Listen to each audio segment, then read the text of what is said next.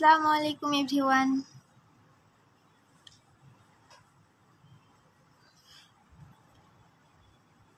কে join হইছো কমেন্টে জানাও।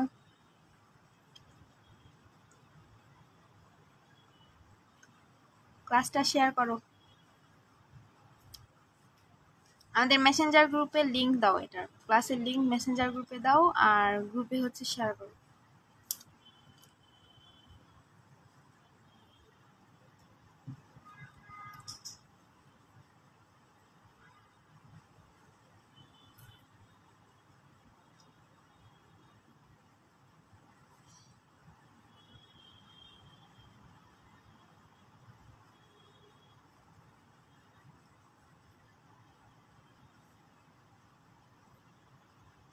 কে কোথা থেকে ক্লাস করতেছো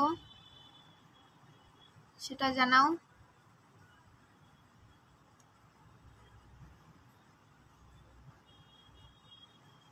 সাউন্ড ঠিক আছে? সাউন্ড ঠিক আছে কিনা, লাইটিং ঠিক আছে কিনা সেটা জানাও।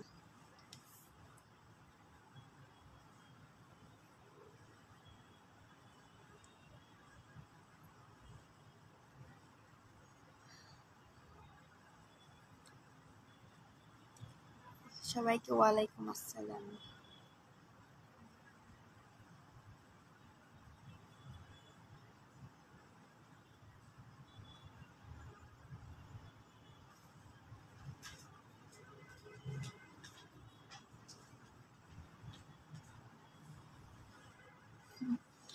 হাজাব মেয়ে জান্নাত।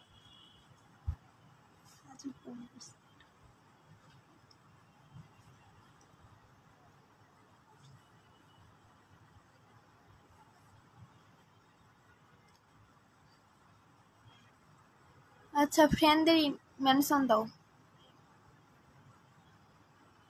ক্লাসে ফ্রেন্ডদের মেনশন দাও।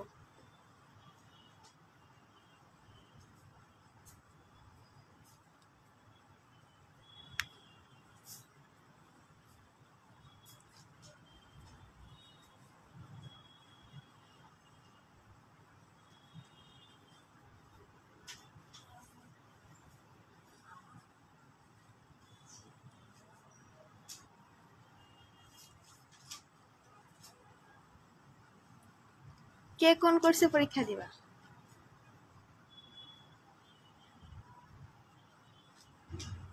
সুরাইয়া আক্তার, আসসালামু আলাইকুম।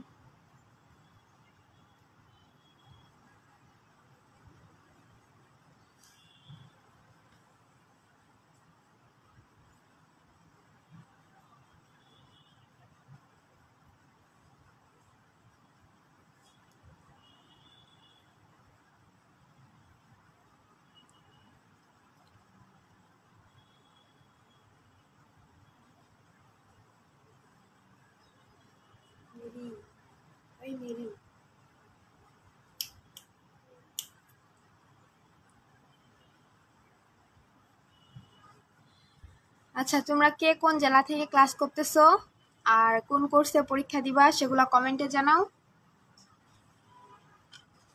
আর যারা নিয়মিত ক্লাস করো, তোমরা তো জানো কে কে নিয়মিত ক্লাস করে, তাদেরকে মেনশন দাও, নিজ নিজ ফ্রেন্ডদের মেনশন দাও, দ্রুত উপস্থিতি বাড়াও। আমাদের মেসেঞ্জার গ্রুপে লিংক দাও তো ক্লাসের।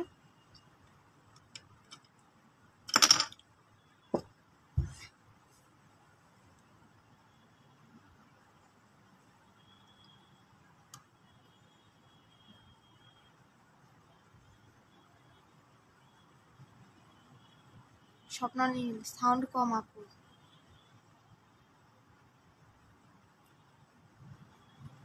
সাউন্ড কম না, আস্তে করে কথা বলতেছি।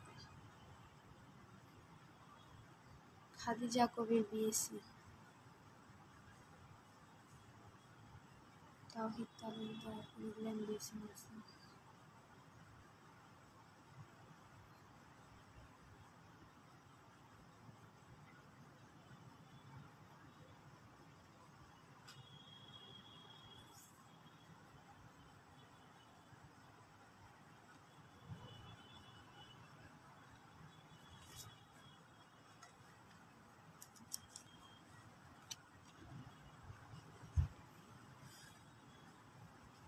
মেঘলা মিতু, ঢাকা ডিপ্লোমা।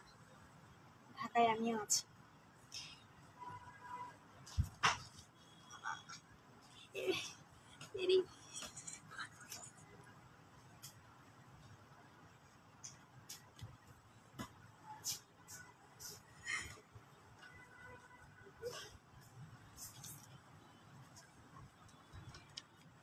আচ্ছা, ক্লাসে যাই।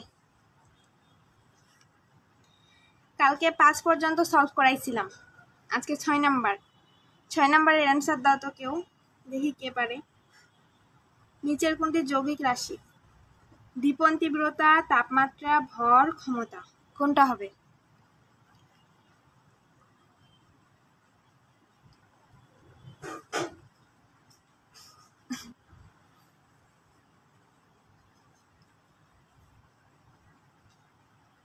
ছয় নাম্বারের অ্যান্সার বলো। কালকের মতো করবা না, যদি না জানো অ্যান্সার বলবা যে জানি না আপু।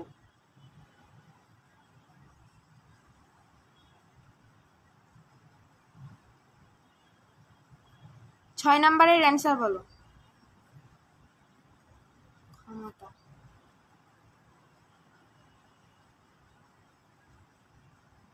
স্বপ্ন নীল আপু, কি হয়েছে?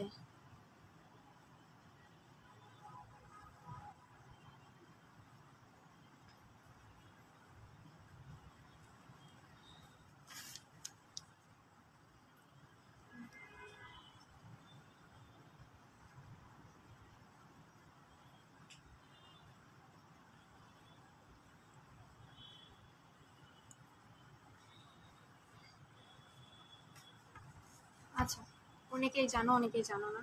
এই তোমাদের উপস্থিতি অনেক কম, কালকে যা ছিল তাও নাই।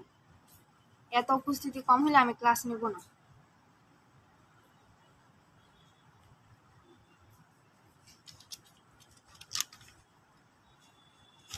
দেখো, পৃথিবীতে মৌলিক রাশি আছে,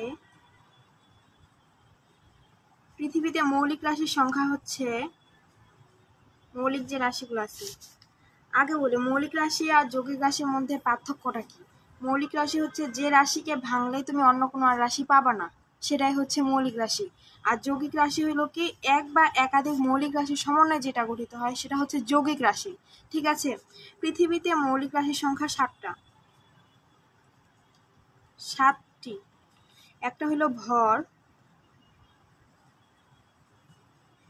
তারপর হচ্ছে তোমার তাপমাত্রা, দৈর্ঘ্য, দীপন তীব্রতা,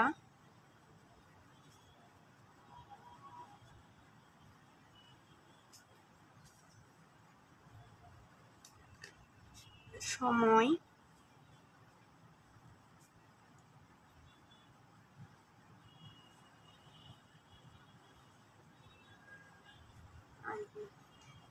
ভর, তাপমাত্রা, দীপন তীব্রতা, সময়।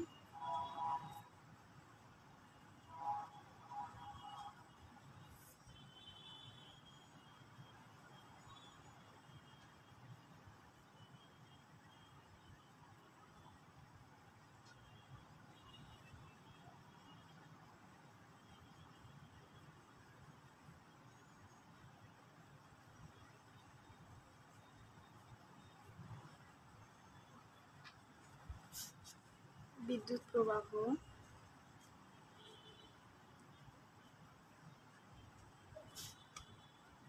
আরেকটা কি,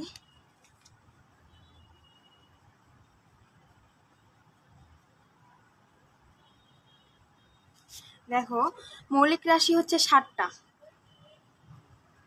ভর হবে আপু, ভর তো লিখছি। ভর, তাপমাত্রা, দৈর্ঘ্য, দীপন তীব্রতা, সময়, বিদ্যুৎ প্রবাহ, আর একটা কি,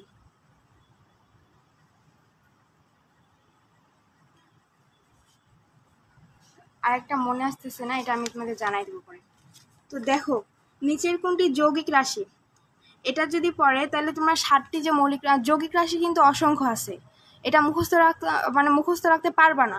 তো যেটা কম, যেটা হচ্ছে নির্দিষ্ট সংখ্যক, সেটা মুখস্থ রাখার লাগবে। তো সেগুলো কি কি? ভর, তাপমাত্রা, দৈর্ঘ্য, দীপন তীব্রতা, সময়, বিদ্যুৎ প্রবাহ, আর একটা আছে যেটা আমার খেয়াল করতেছে না।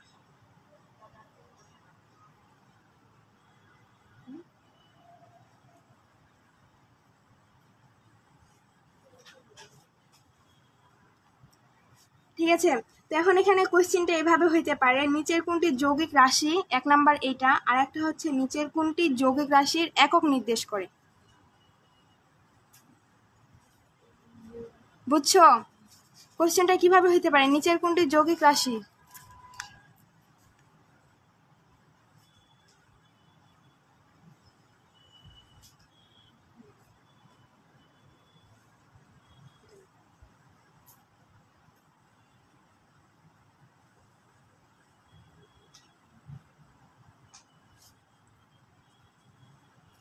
এই তো, আরেকটা হচ্ছে পদার্থের পরিমাণ, যার এককটা হলো মোল।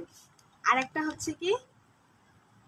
পদার্থের পরিমাণ।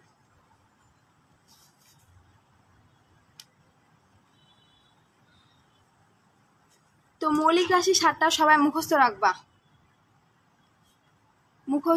মৌলিক রাশি 7টা যে সবাই মুখস্থ রাখবা। ভর, তাপমাত্রা, দৈর্ঘ্য, দীপন তীব্রতা, সময়, বিদ্যুৎ প্রবাহ, আর কি পদার্থের পরিমাণ। ঠিক আছে, এরপরে দেখো এগুলা মুখস্থ রাখার সাথে সাথে তোমাদের এককগুলা যে আছে না, এককগুলা মুখস্থ রাখা লাগবে। যেমন ভরের একক কি? কেজি। তাপমাত্রার একক হচ্ছে কেলভিন। দৈর্ঘ্যের একক কি? মিটার। তারপর দীপন তীব্রতার একক ক্যান্ডেলা, CD ক্যান্ডেলা। তারপর হচ্ছে সময়ের একক সেকেন্ড। বিদ্যুৎ প্রবাহের একক কি? অ্যাম্পিয়ার। তারপর হচ্ছে তোমার পদার্থের পরিমাণ, এটার একক মোল। এভাবেও দিতে পারে নিচের কোনটি যৌগিক রাশি, অথবা হচ্ছে তোমার বলতে পারে নিচের কোন এককটি যৌগিক, অথবা নিচের কোন এককটি মৌলিক। যদি মৌলিক হয় তাহলে এই 7টার মধ্যে থাকবে, আর যদি তোমার যৌগিক হয় তাহলে এই 7টা বাদে অন্য কিছু থাকবে। বুঝা গেছে? তো দেখো 4টা অপশনের মধ্যে দীপন তীব্রতা এটা কিন্তু আমার মৌলিক রাশি, এই 7টার মধ্যে পড়ছে, এই যে দীপন তীব্রতা। তারপর হচ্ছে তোমার তাপমাত্রাও পড়ছে। এরপরে কি? ভরও হচ্ছে তোমার কি মৌলিক রাশির আন্ডারে পড়ছে, কিন্তু ক্ষমতা মৌলিক রাশির আন্ডারে নাই। তারপরে ক্ষমতার এককটা মুখস্থ রাখবা, যেহেতু এটা হচ্ছে কমন, এটার এককটা মুখস্থ রাখবা। ক্ষমতা, বল, ত্বরণ, বেগ, সরণ, এগুলোর একক মুখস্থ রাখার লাগবে। ক্ষমতার একক হচ্ছে ওয়াট। বুঝা গেছে? ওয়াট। 6 নম্বরে আর তেমন কিছু নাই। এরপরে আসি 7 নম্বরে। 6 নাম্বার বুঝছো সবাই?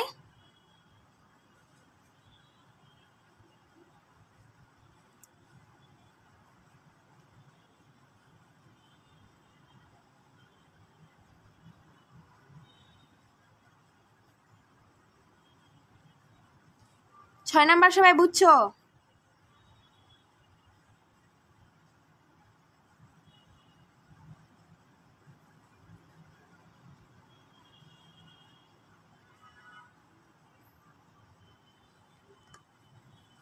আচ্ছা, 7 নাম্বারে যাই তাহলে।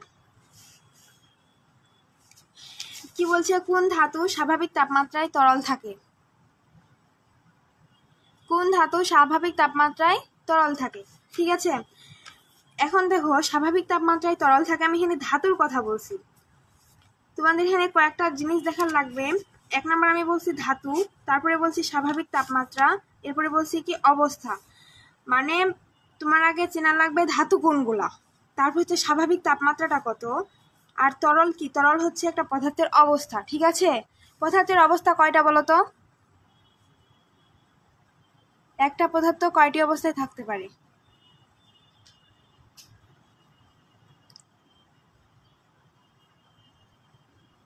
ক্লাস 3-র প্রশ্ন।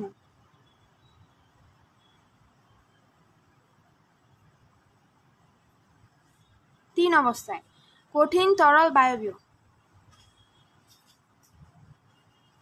7-2 খাদি, কি নাম রে? খন্দকার খাদিজা। 7-2।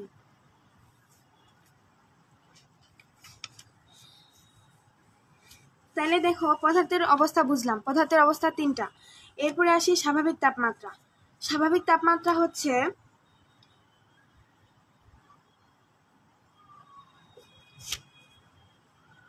একটা আছে স্বাভাবিক তাপমাত্রা আর একটা হচ্ছে তোমার কক্ষ তাপমাত্রা। স্বাভাবিক তাপমাত্রা 0 ডিগ্রি সেলসিয়াস অথবা 273 কেলভিন। এটা মুখস্থ রাখবা সবাই। স্বাভাবিক তাপমাত্রা কত? 0 ডিগ্রি সেলসিয়াস। নোটে লিখবা, সবাই নোটে লিখবা স্বাভাবিক তাপমাত্রা কত? 0 ডিগ্রি সেলসিয়াস অথবা হচ্ছে 273 কেলভিন। সেলসিয়াসকে কেলভিনে রূপান্তর করা যায় এভাবে, এই সূত্র দ্বারা। কেলভিন সমান 273 plus centigrade scale, theta degree centigrade, যেটা হবে ওটাই। তারপরে দেখো আরেকটা কি বলছি, কক্ষ তাপমাত্রা। এই কক্ষ তাপমাত্রাটা হলো কত? 25 ডিগ্রি সেলসিয়াস। তাহলে কেলভিন তাপমাত্রায় কত হবে? 298 কেলভিন। এই যে এই সূত্রটা, এটা সেলসিয়াস তাপমাত্রাকে কেলভিন তাপমাত্রায় রূপান্তর করার সূত্র। কেলভিন সমান 273 যোগ থিটা ডিগ্রি সেন্টিগ্রেড। কক্ষ তাপমাত্রা 25 ডিগ্রি কি? খাদিজা কবির, ওখানে তোমার লেখার লাগবে আপু 25 ডিগ্রি কি? 25 ডিগ্রি সেলসিয়াস। এখন দেখো আমি কি বলছি, 7 নাম্বার কোশ্চেনে বলা হয়েছে কোন ধাতু স্বাভাবিক তাপমাত্রায় তরল থাকে। তো এখানে এই জি দ্বারা বোঝায় মার্কারিকে। মার্কারি যদি না চিনো তাহলে ওটার বাংলা নামটা হচ্ছে পারদ। বাংলা নাম পারদ ও মার্কারিও, মানে বাংলা নাম আর কি দুইটা, পারদ মার্কারি। আর আর দ্বারা বোঝায় ব্রোমিন।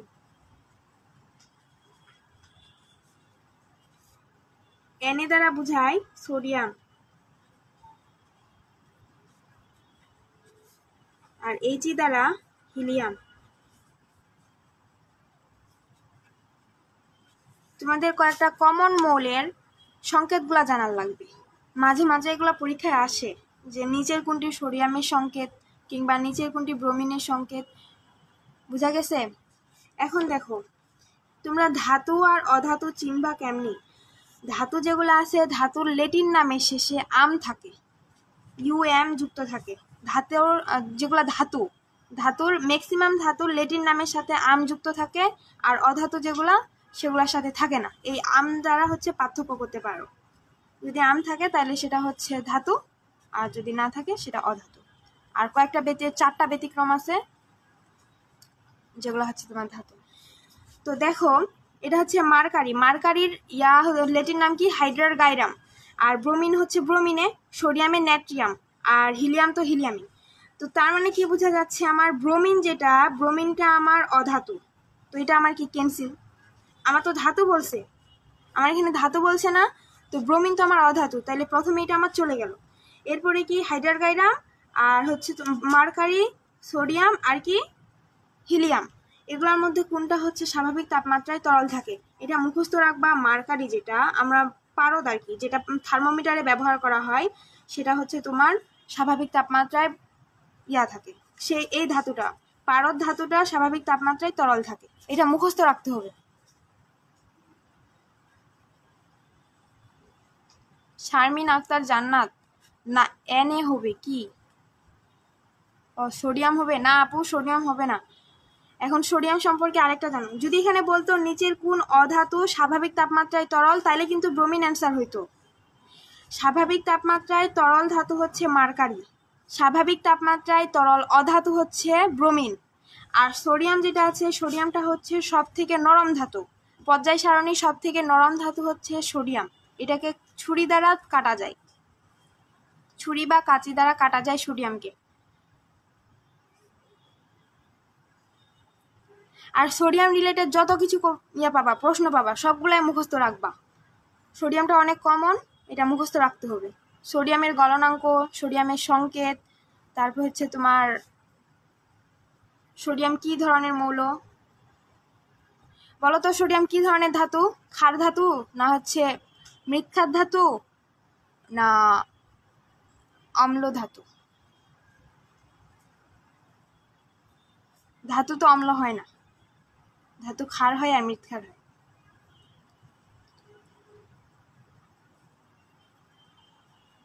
বলতে পারবা সোডিয়াম কি ধরনের ধাতু?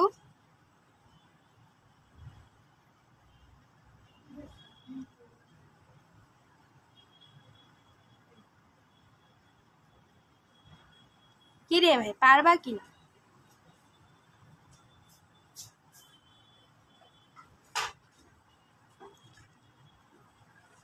আচ্ছা, সোডিয়ামটা হচ্ছে ক্ষার ধাতু। সোডিয়াম ক্ষার ধাতু, এটা 1 নাম্বার গ্রুপের 3 নাম্বার পর্যায় সারণীর মৌল। এটা মুখস্থ রাখবা। পর্যায় সারণীতে সোডিয়ামের অবস্থান, এখন পর্যায় সারণীতে সোডিয়ামের অবস্থান এটা বলো তো, পর্যায় সারণীতে সোডিয়াম কোথায় অবস্থান করে?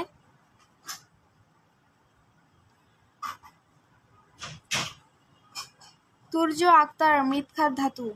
না আপু, এটা ক্ষার ধাতু। মৃৎক্ষার ধাতু হচ্ছে 2 নাম্বার গ্রুপ, আর 1 নাম্বার গ্রুপের পর্যায় সারণীর 1 নাম্বার গ্রুপ সবাই হচ্ছে ক্ষার ধাতু। আরেকটা কোশ্চেন করছি, পর্যায় সারণীতে ক্ষার ধাতু সোডিয়ামের অবস্থান কোথায়?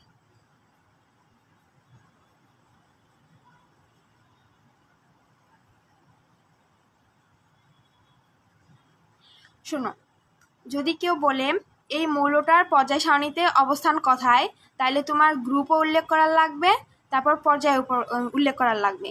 সেক্ষেত্রে কি বলবা? সোডিয়াম মৌলটি গ্রুপ 1-এর পর্যায় 3-এ অবস্থিত।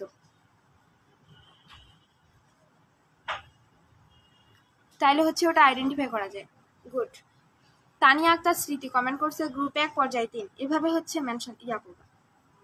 যদি কেউ বলে যে এই মৌলটির অবস্থান কোথায়, তাহলে সেভাবে অ্যান্সার দেওয়ার লাগবে। তারপর হচ্ছে হিলিয়াম। হিলিয়ামটা বলো তো কি?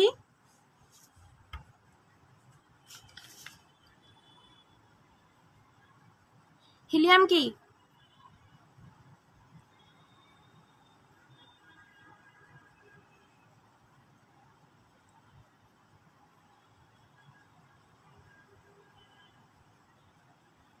হিলিয়াম কি? হিলিয়াম, হিলিয়ামের অবস্থান বলবা।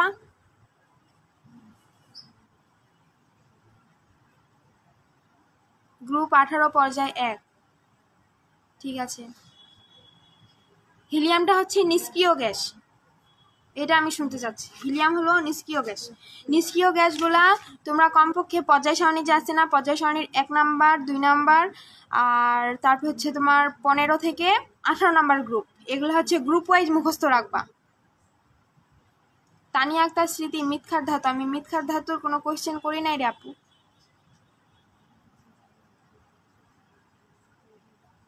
নিষ্ক্রিয় গ্যাস। 7 নাম্বার কোয়েশ্চেন সবাই বুঝছো? এই যে 3 নাম্বার অপশনটা আছে না, 3 নাম্বার অপশনটা এটা মুখস্থ রাখবা। নিচের কোন ধাতুটি ছুরি দ্বারা কাটা যায় অথবা কাঁচি দ্বারা কাটা যায়, অথবা নিচের কোন ধাতুটি পর্যায় সারণীর মধ্যে সব থেকে নরম ধাতু, সেটার অ্যান্সার হবে 3টা কোয়েশ্চেনেরই অ্যান্সার সোডিয়াম। বুঝা গেছে? আপুর ডিপ্লোমাতে এগুলো প্রশ্ন আসবে।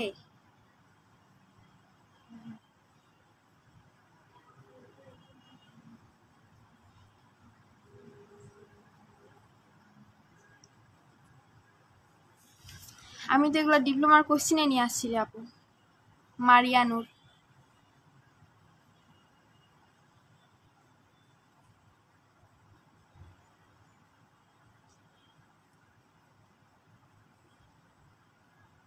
মেরিনা খাতুন। আপু আমার নামটাও বলেন। বলেছি আপু আপনার নামটা। খুশি?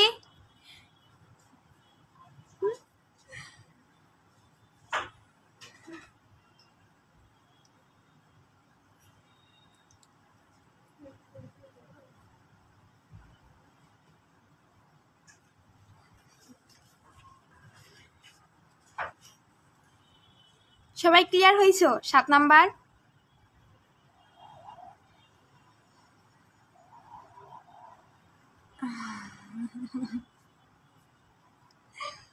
এমডি আর কে সিহাব। আপু আমার নামটাও বলেন। মেরিনা খাতুন লেখছে, আপু আমার নামটাও লেখেন, ও আমার রুমমেট।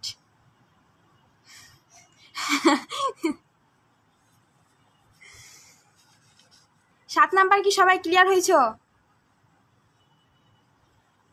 আপু এটা কোন সাবজেক্টের ক্লাস? এটা সাধারণ বিজ্ঞানের ক্লাস।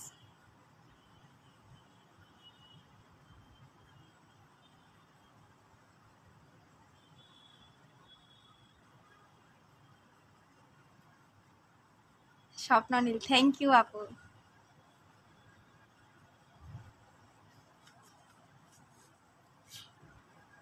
এইটা বলো 7 নাম্বার সবাই ক্লিয়ার কিনা?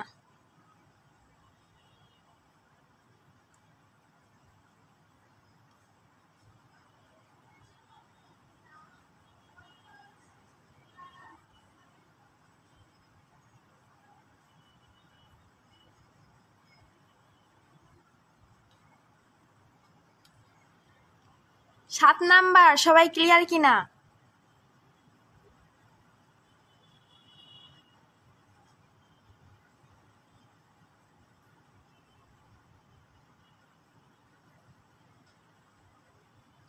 কোনো রেসপন্স নেই।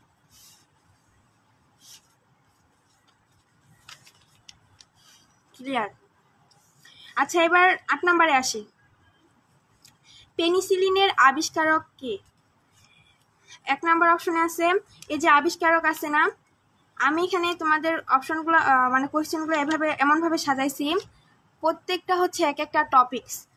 যেমন দেখো আমি শূন্য মাধ্যমে শব্দের বেগ দিছিলাম, মানে আমি 6 নাম্বার থেকে পড়ি। যেমন যৌগিক রাশি, তার মানে যৌগিক রাশি হচ্ছে একটা টপিকস। আজকে কে জানি গ্রুপে বলছিলা যে ডিপ্লোমার জন্য কি কি কোয়েশ্চেন হয় সেগুলো টপিকস দিলে ভালো হয়। আমি কিন্তু প্রত্যেকটা টপিক থেকে একটা একটা করে কোয়েশ্চেন করছি। যেমন হচ্ছে যৌগিক রাশি, মৌলিক রাশি মানে রাশির রিলেটেড তোমার একটা কোয়েশ্চেন থাকে প্রত্যেক বছর। তারপর হচ্ছে তোমার কোন ধাতু স্বাভাবিক তাপমাত্রায় তরল থাকে, এই ধাতুটা আসছে তোমার থেকে পর্যায় সারণী থেকে। তার মানে পর্যায় সারণী তোমাকে ভালো করে পড়ার লাগবে, পর্যায় সারণী থেকে কোয়েশ্চেন থাকে। এরপরে আসো তোমার কি বলছি, পেনিসিলিনের আবিষ্কারককে। আবিষ্কারক আসছে না, এই কয়েকটা জিনিসের আবিষ্কারকের নাম জানার লাগবে তোমাদের। কয়েকটা জিনিসের আবিষ্কার, যেমন হচ্ছে পেনিসিলিন। পেনিসিলিন কি একটা ওষুধের নাম।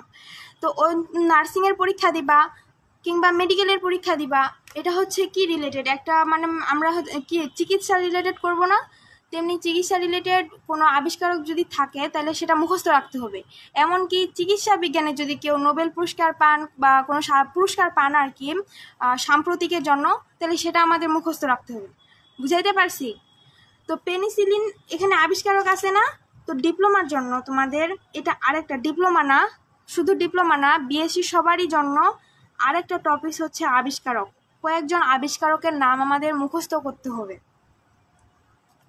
তো দেখো পেনিসিলিনের আবিষ্কারক কে?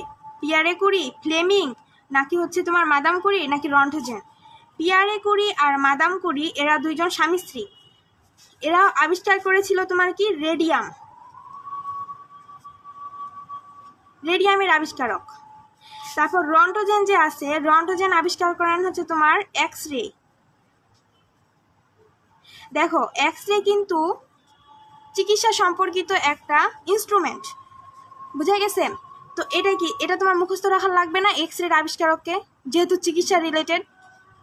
এটা গেল। তারপর হচ্ছে রেডিয়াম। রেডিয়ামটা অত বেশি ইম্পর্টেন্ট না, তাও মুখস্থ রাখবা রেডিয়ামের আবিষ্কারককে, পিয়ারে কুরি আর হচ্ছে মাদাম কুরি। তাহলে কি বাকি থাকলো? ফ্লেমিং। আলেকজান্ডার ফ্লেমিং আবিষ্কার করেন হচ্ছে তোমার পেনিসিলিন, এটা মুখস্থ রাখবা। সাল বেশি ইম্পর্টেন্ট না, আবিষ্কারকের নামটা মুখস্থ রাখলেই চলবে, তোমরা সাল মুখস্থ করতে যাবা না। তেমনিভাবে ইয়ার যে আছে যে জিকের জন্য যে আমার অনেকগুলো সাল থাকে, মুক্তিযুদ্ধের যে সালগুলো থাকে সেই সালগুলো আমরা মুখস্থ রাখতে পারি। আর বেশিরভাগ সাল বা ইয়ার আমাদের না মুখস্থ রাখলেও চলবে, ইয়ার আসে না তো আর কি। তো ফ্লেমিং কি আবিষ্কার করেন?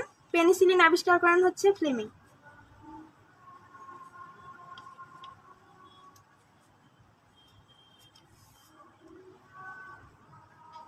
আট নাম্বার ক্লিয়ার?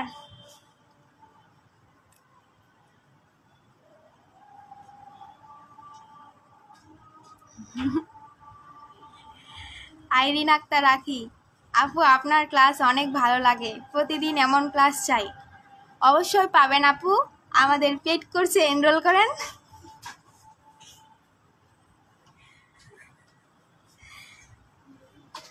তাহলে এমন ক্লাস প্রতিদিন পাবেন।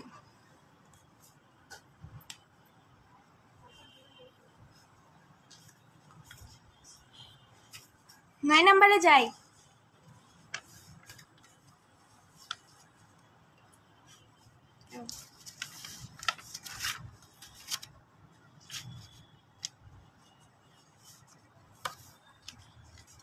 নয় নাম্বারের অ্যান্সার দাও তো।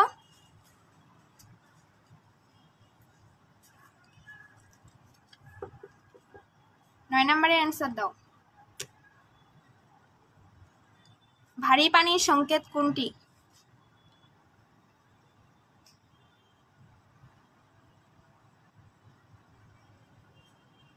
আসফিয়া ইসলাম আশা। আপু আমার মেসেজ কি যায় না? আসছে আপু। আপু ক্লাসের পাশাপাশি কি কোনো রকম বই পড়তে হবে? অবশ্যই বই পড়ার লাগবে।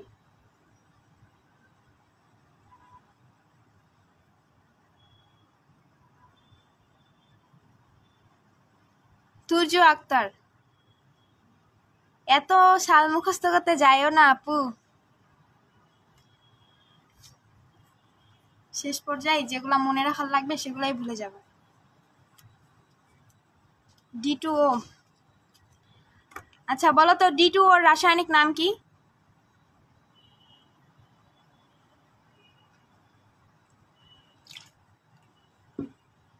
D2O এর রাসায়নিক নাম কি? আইরিন আক্তার আখি কমেন্ট করেন।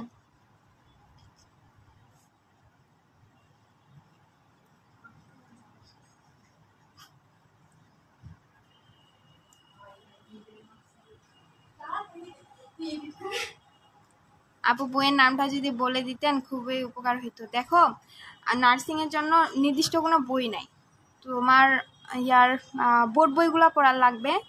যেমন বিএসসি যদি দিতে চাও, বিএসসি ডিপ্লোমা সবার জন্যই, ম্যাথের জন্য হচ্ছে ক্লাস 9-10 যে সাধারণ গণিত বইটা আছে ওইটা। তারপর হচ্ছে তোমার জিকে আর ইংরেজির জন্য প্রিভিয়াস ইয়ারের কোয়েশ্চেন, তারপর বিসিএস কোয়েশ্চেন, আর হচ্ছে তোমার বিসিএস কোয়েশ্চেন। আর মেডিকেল লাস্ট 3 ইয়ার পড়তে পারো অথবা 5 ইয়ার পড়তে পারো। আর ভার্সিটির ঢাকা ইউনিভার্সিটির কোয়েশ্চেনগুলো পড়তে পারো। এগুলো পড়লে যদি যেমনভাবে আমি পড়াচ্ছি, বিশ্লেষণ করে পড়াচ্ছি, এভাবে যদি বিশ্লেষণ করে পড়ো তাহলে ইনশাল্লাহ কমন পাবা। তারপর আর কি বাকি থাকে? সাধারণ বিজ্ঞানের জন্য ডিপ্লোমার সাধারণ বিজ্ঞানের জন্য পড়বা ক্লাস 9-10 যে সাধারণ বিজ্ঞান বইটা আছে। আর বিএসসির জন্য যে বিজ্ঞানটা আছে সেটা হচ্ছে ফিজিক্স, কেমিস্ট্রি, বায়োলজি হচ্ছে এইচএসসির বইগুলো। আর কি থাকলো? বাংলা হচ্ছে ক্লাস 9-10 আপডেট ভার্সনের যে বাংলা দ্বিতীয় বইটা আছে ওইটা।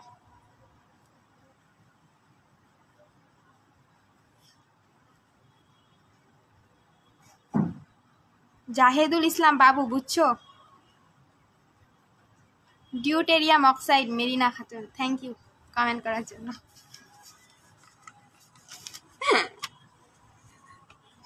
রুমমেট রে।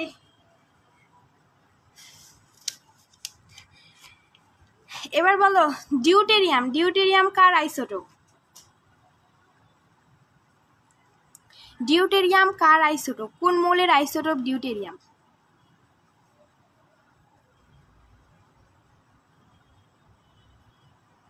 মারিয়া নূর, যারা সায়েন্স থেকে আসেনি তাদের তো মাথা ঘুরাবে।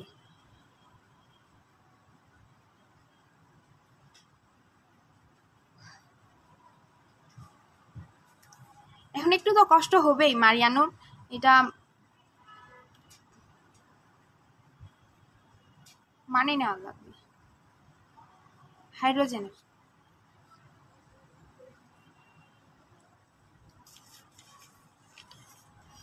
মারিয়ানো, তুমি যে বলছো যে যারা সায়েন্স থেকে আসে নাই তাদের তো কষ্ট হবে, তুমি ডিপ্লোমার পরীক্ষা দিবা, তুমি পাশাপাশি বিএসসির ক্লাসগুলো করবা। আর অফলাইনে যদি ভর্তি হও তাহলে কিন্তু এই সুযোগটা পাচ্ছ না।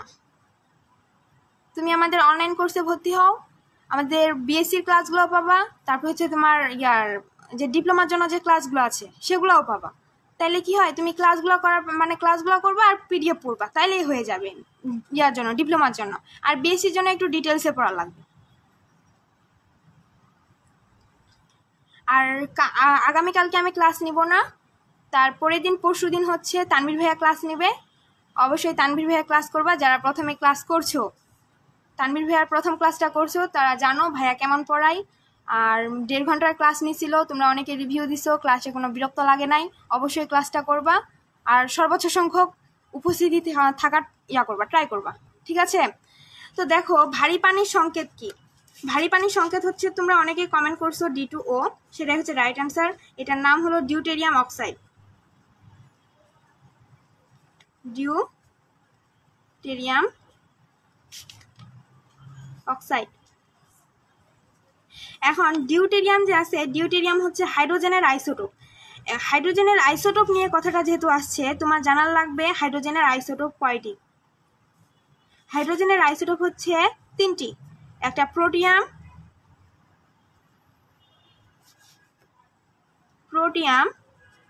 ডিউটেরিয়াম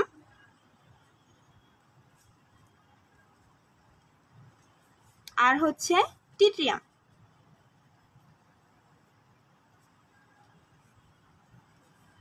পরীক্ষায় আসতে পারে হাইড্রোজেনের আইসোটোপ কয়টি? 3টি।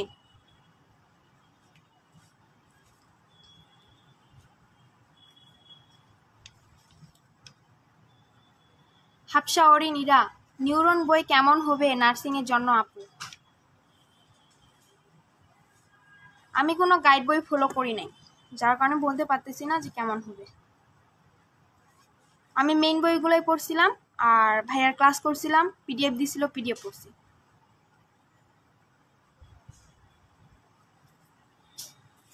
তারপরে দেখো 2H2O, এটা হচ্ছে, এটা দ্বারা বোঝায় 2 মোল পানি। এটা দ্বারা H2O মানে কি? পানি, তাইলে এটা হচ্ছে 2 মোল পানি।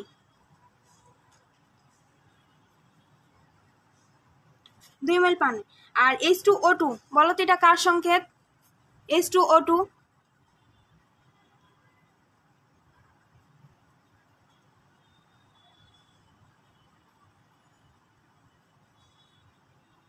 জাহেদুল ইসলাম বাবু, আপু আমি অ্যাডমিশন কোচিং করতেছি, ওইখানে যে বাংলা, ইংলিশ আর জিকে ক্লাস হচ্ছে, ওইগুলো দিয়ে কি ডিপ্লোমা পরীক্ষা দেওয়া যাবে আপু? যাবে, তুমি খালি এক্সট্রা ইয়াটা পড়বা, বিজ্ঞানটা পড়বা, তাইলে কি যাবে। বলো, এটার কমেন্ট করো, এটার নাম কি? H2O2 এর নাম কি?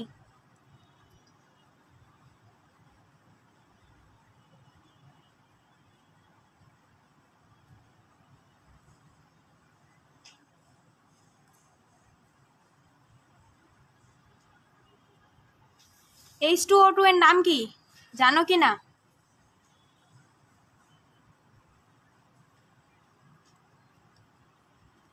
Hydrogen oxide. হাফসা অরিন ইরা, না, হাইড্রোজেন অক্সাইড হচ্ছে পানির সংকেতটা, পানিটাই হচ্ছে হাইড্রোজেন অক্সাইড।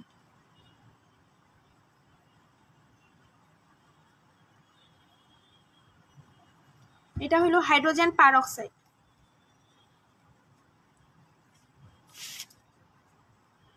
হাইড্রোজেন পার অক্সাইড।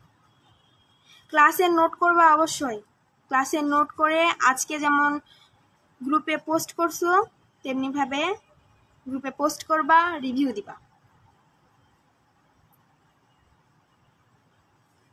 হাইড্রোজেন অক্সাইড না, হাইড্রোজেন পার অক্সাইড।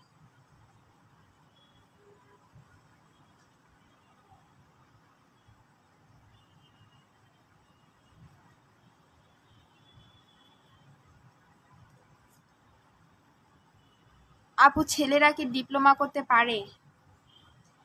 দেখো, নার্সিং এর 3টা আছে, কোর্স আছে, বিএসসি আর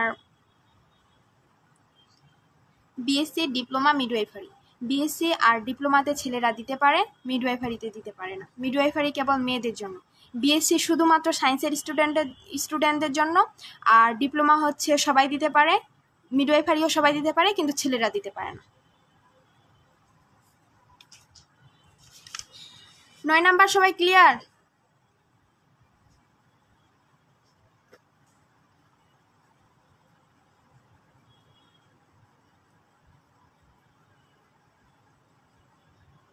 নয় নাম্বার কি সবাই ক্লিয়ার হয়েছে?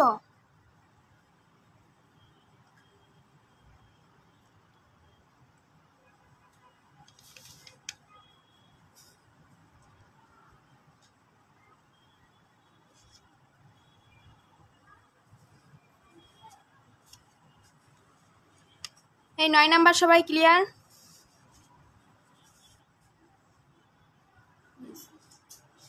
তাহলে 10 নাম্বারে আসি, দেখো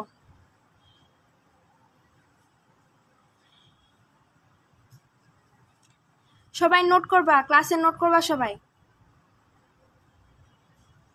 আচ্ছা, আমার ক্লাসে উপস্থিত থাকে 27 থেকে 28 জন, কিন্তু আজ কালকের ক্লাসে দেখছি ভিউ হয়েছে 1000।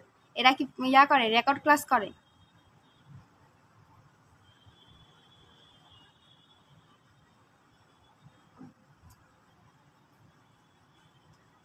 এটা প্রশ্নের অ্যান্সার দাও তো, দেখি পারো কিনা।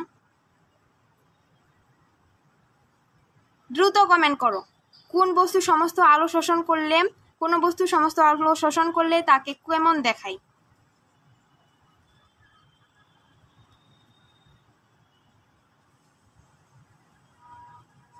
ব্ল্যাক দেখায়। এমডি আর কে শিহাব, ব্ল্যাক দেখায়। তো দেখো, কালো কিন্তু কোনো রং না। কালো হচ্ছে কি একটা, যেমন মনে করি এটা আমার একটা বস্তু, এই বস্তুর উপর একটা আলো আসে পড়তেছে, একটা আলো আসে পড়ে না, এই বস্তুর উপর হচ্ছে আমাদের 7টা আলো না, রংধনুতে 7টা আলো না, 7টা আলোয় আসে বস্তুতে পড়ে। তখন কি করে, এই বস্তু কিছুটা হচ্ছে, আমরা তো প্রতিফলন, প্রতিসরণ আর শোষণ পড়ে আসছে। তো এই আলোটা যখন এখানে আসে পড়ে, কিছু আলো নিচের দিকে শোষিত হয়, আবার কিছু আলো উৎসের দিকে ফেরত যায়। এখন যে আলোটা উৎসের দিকে ফেরত যাবে আমরা সেই আলোটা দেখতে পাবো, আর যে আলোটা শোষণ হবে আমরা সেই আলোটা দেখতে পাবো না। তো যেটা হচ্ছে তোমার কালো, যে বস্তুটা কালো সেই বস্তুটাতে কি করে, এখানে যে 7টা আলো আসে পড়ে, 7টা আলোই হচ্ছে কি হয়, শোষণ হয়, যার কারণে আমরা বস্তুটাকে কালো দেখতে পাই। আর যে বস্তুটা সাদা সেটা কি করে, ওই বস্তু মানে যে বস্তুর উপর 7টা আলো আসে পড়ে, ওই 7টা আলোই কি করে, প্রতিফলন করে, মানে ব্যাক পাঠায়, যার কারণে ওই বস্তুটাকে আমরা সাদা দেখতে পাই। তার মানে কি বুঝাইতে চাইলাম, কোনো বস্তু যদি সমস্ত আলো শোষণ করে সেটা হবে কালো, আর সমস্ত আলো যদি প্রতিফলন করে বা উৎসের দিকে হচ্ছে ব্যাক করে তাহলে সেটা দেখাবে সাদা। এখন মনে করো আমরা কোনো একটা বস্তুকে লাল দেখতেছি, তো কি হচ্ছে, 7টা আলো আসে এখানে পড়তেছে, 7টা আলোর মধ্যে যে লাল আলোটা আছে, লাল আলো কেবল উৎসের দিকে ব্যাক যায়, আর বাকি আলোগুলা হচ্ছে শোষিত হয়, বস্তু কর্তৃক শোষিত হয়, যার কারণে আমরা লাল দেখতে পাই। তাইলে আমরা কোন আলোটা দেখতে পাই? আমরা দেখতে পাই যে আলোটা হচ্ছে প্রতিফলিত হয়, প্রতিফলিত হয়ে উৎসের দিকে যায়, আমরা সেই আলোটা দেখতে পাই। বুঝাইতে পারছি?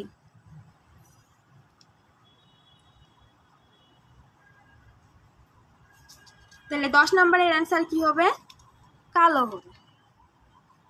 আর যদি এখানে প্রতিফলন থাকতো, কোনো বস্তু সমস্ত আলো প্রতিফলন করলে তখন তাকে কি দেখাবে, সেটা হবে সাদা। বুঝছো? 10 নাম্বার সবাই বুঝছো?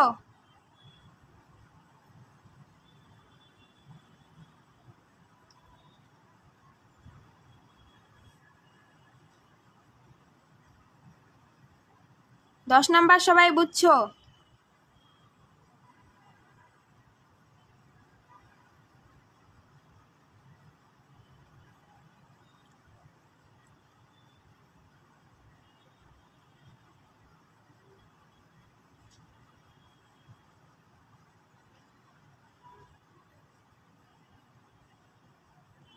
আচ্ছা, 11 নাম্বারে যাই।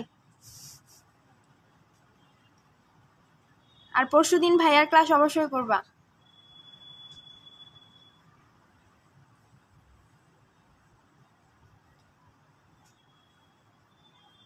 এটা বলো তো, 11 নাম্বার অ্যান্সার কি হবে? নিচের কোনটি প্লাজমা প্রোটিন নয়?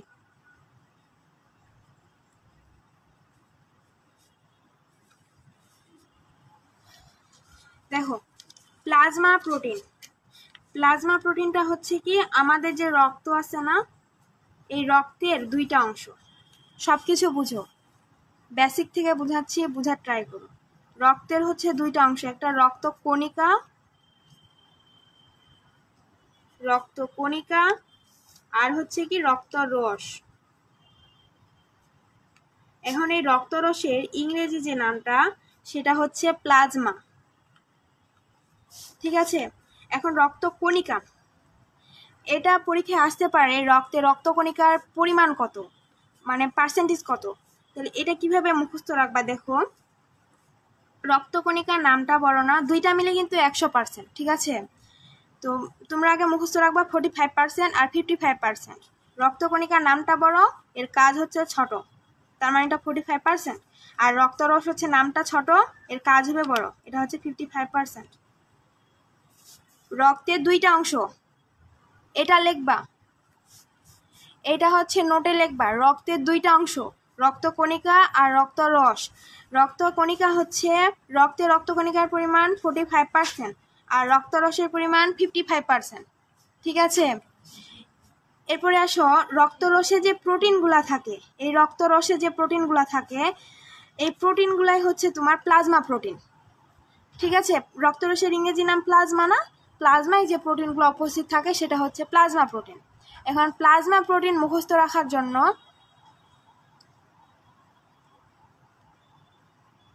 সুরভি আক্তার রুবু আপু প্রতিদিন ক্লাস হয়, প্রতিদিন ক্লাস নিতাম, কিন্তু তোমাদের উপস্থিতি অনেক হতাশাজনক, যার কারণে প্রতিদিন ক্লাস হচ্ছে না।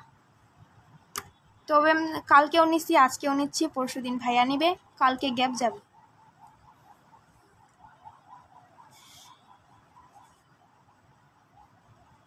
তো কি বললাম, এখানে টেকনিকটা কি শিখাইলাম? রক্তকণিকার নামটা বড়, এর কাজ হবে ছোট, 45%। রক্তরস নামটা ছোট, এর কাজ হবে বড়, 55%। তোমরা আগে এগুলা মুখস্থ রাখবা, রেশিওটা মুখস্থ রাখবা, 55% অ্যান্ড 45%। ঠিক আছে, তারপর হচ্ছে আর যেটার নাম বড় ওটা হবে ছোট, আর যার নাম ছোট ওটা হবে বড়। ঠিক আছে, এখন প্লাজমায় যে প্রোটিনগুলো উপস্থিত থাকে সেগুলো হচ্ছে প্লাজমা প্রোটিন। প্লাজমা প্রোটিনগুলো আমরা মুখস্থ রাখবো GPA 5 দ্বারা। GPA 5 দ্বারা প্লাজমা প্রোটিন মোট 4টা, তো এই প্লাজমা প্রোটিনগুলো আমরা মুখস্থ রাখবো GPA 5 দ্বারা। GPA 5 এর G থেকে গ্লোবিউলিন। আজকে কি এরা ক্লাস করতেছে না যারা রেগুলার ক্লাস করে?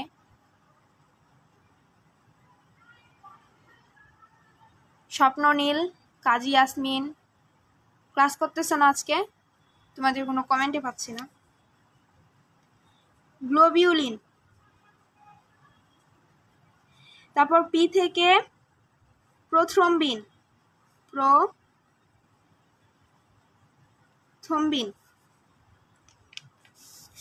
আর এ থেকে তোমার অ্যালবুমিন।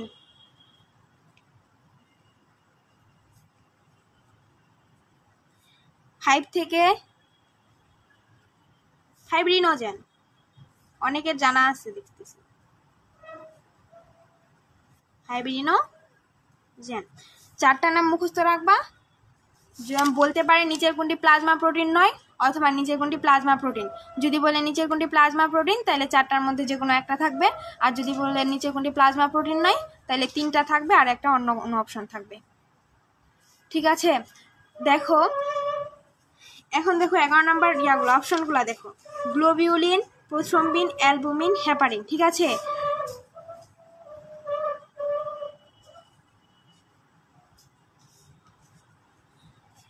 গ্লোবিউলিনও আছে আমার, রক্তরসের মাঝে গ্লোবিউলিনও আছে, প্রোথ্রম্বিনও আছে, অ্যালবুমিনও আছে, কিন্তু হেপারিনটা নাই। কে শব্দ করে?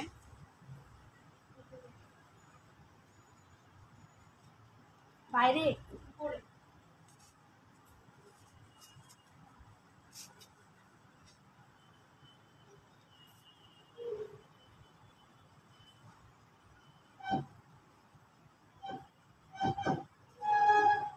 আচ্ছা,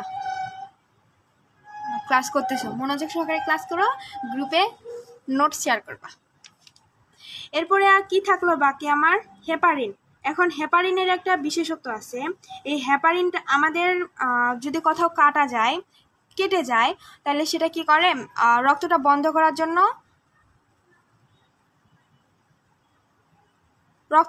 করার জন্য হচ্ছে কি করে, ক্লটিং ফ্যাক্টর আছে, 13টা ক্লটিং ফ্যাক্টর আছে, ওই 13টা ক্লটিং ফ্যাক্টর যায় ওখানে রক্তটা বন্ধ করে।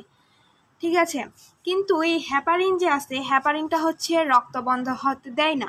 তোমার এটা পরীক্ষায় আসতে পারে যে রক্তনালীর ভিতরে কেন রক্ত জমাট বাঁধে না, তখন সেটার অ্যান্সার হবে রক্তনালীর ভিতরে হেপারিন থাকে। অথবা বর্তমানে ডেঙ্গু সিজন, তোমার এটা আসতে পারে যে হচ্ছে ডেঙ্গু হইলে তোমার রক্তটা দ্রুত জমাট বাঁধে না কেন, সেখানে হচ্ছে অনুচক্রিকার পরিমাণটা কমে যায়। আর হেপারিন যে আছে না, হেপারিনটা হচ্ছে তোমার রক্ত জমাট বাঁধতে দেয় না, হেপারিনের পরিমাণটা বেড়ে যায়। হেপারিন আর অনুচক্রিকা পরস্পর বিপরীত, তো একটা যদি কমে অবশ্যই আরেকটা বেড়ে যাবে। বেড়ে যায় না, কিন্তু ওটা যেহেতু কমে যাচ্ছে তো এর কার্যকলাপ তো অবশ্যই বৃদ্ধি পাবে, তাই না? তেমনিভাবে হেপারিনটা কি করে, ওই ডেঙ্গু হইলে তোমার হেপারিনটা ওখানে ওর মানে কার্য বিস্তার করে আর কি। তো হেপারিনটা এটা নিঃসৃত হয় তোমার কথা থেকে, এটা পড়তে হবে। এটা হচ্ছে তোমার বেসোফিল নামক কোষ থেকে নিঃসৃত হয়, এটা মুখস্থ রাখবা, বেসোফিল। হেপারিন নিঃসৃত হয় কথা থেকে, বেসোফিল থেকে। আর রক্ততঞ্চনে বাধা দেয় কোনটা? হেপারিন। দুইটা কোশ্চিন মুখস্থ রাখবা, বুঝছো? 11 নাম্বার বুঝছো সবাই যা বুঝাইছি?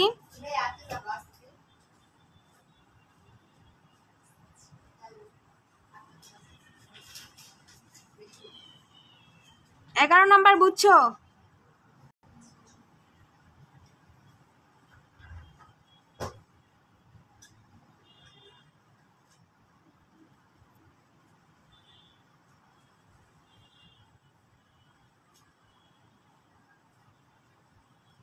ক্লিয়ার।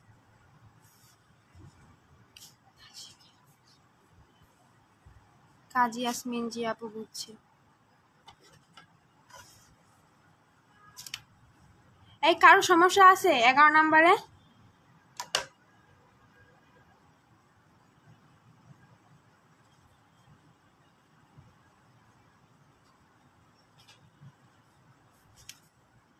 তাহলে নেক্সটে যাই। 24 জন আসো, 23 জন আসো, কিন্তু কমেন্ট দেখতে পাচ্ছি মাত্র 10 জন 12 জনের।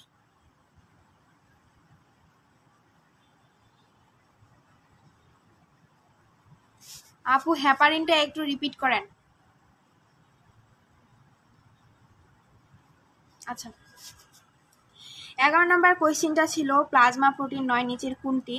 তো প্লাজমা প্রোটিন হচ্ছে আমাদের রক্তে দুইটা থাকে, মানে উপাদান থাকে, রক্তের উপাদান দুইটা, একটা রক্তকণিকা আর একটা হচ্ছে রক্তরস। তো তার মাঝে রক্তকণিকা 45% আর রক্তরস 55%। রক্তরসে যে প্রোটিনটা থাকে সেটা হচ্ছে প্লাজমা প্রোটিন। প্লাজমা প্রোটিন 4টা মুখস্থ রাখবা। প্লাজমা প্রোটিনগুলো মুখস্থ রাখার টেকনিক হচ্ছে GPA 5। জি থেকে গ্লোবিউলিন, পি থেকে প্রথ্রম্বিন, এ থেকে অ্যালবুমিন, 5 থেকে ফাইব্রিনোজেন। তার মাঝে আমি কোশ্চেনে কি বলছি, নিচের কোনটি প্লাজমা প্রোটিন নয়? তাহলে দেখো আমার গ্লোবিউলিনও আছে, প্রথ্রম্বিনও আছে, অ্যালবুমিনও আছে, কিন্তু হেপারিন আমার GPA 5 এর আন্ডারে নাই। তার মানে হেপারিন কি হবে? হেপারিন আমার কোনো প্লাজমা প্রোটিন নয়। এবার কি বলছি, হেপারিনটা কি করে? হেপারিন থেকে দুইটা কোশ্চেন মুখস্থ রাখতে বলছি। হেপারিন নিঃসৃত হয় কোন কোষ থেকে? সেটা হচ্ছে বেসোফিল কোষ। আর হেপারিন হচ্ছে কি করে? হেপারিন রক্ততঞ্চনে বাধা দেয়। এবার যারা বুঝো নাই তারা কি বুঝছো?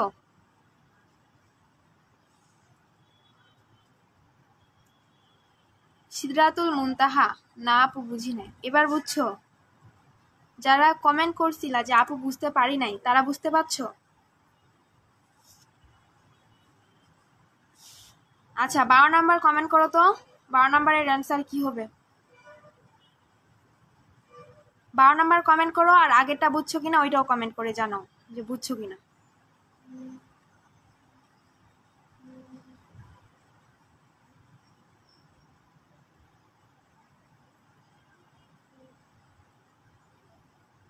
আসফিয়া ইসলাম আশা জি আপু থ্যাঙ্কস। আচ্ছা বুঝলে এবার 12 নাম্বার কমেন্ট করো। যদি জানো তাও অ্যান্সার দিবা, আর না জানলে তাও অ্যান্সার দিবা। যদি অ্যান্সার না দাও বা কমেন্ট না করো, মনে হয় যে তোমরা জানো এটা মানে বুঝতে পারতেছো না বা টাইপ করতে সমস্যা হচ্ছে, এই কারণে আটকে থাকি। দ্রুত বলবা, যদি না জানো তাও বলবা যে আপু জানি না, আর যদি জানো তাও বলবা যে যেটা অ্যান্সার সেটা বলবা। সুরাইয়া আক্তার পলি কমেন্ট করছে প্রোটিন। পাইরোজেন কি আপু? আচ্ছা বলতেছি,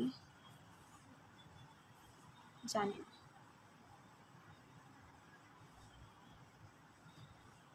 আচ্ছা অনেকেই জানো পাইরোজেনটা হচ্ছে এক ধরনের প্রোটিন।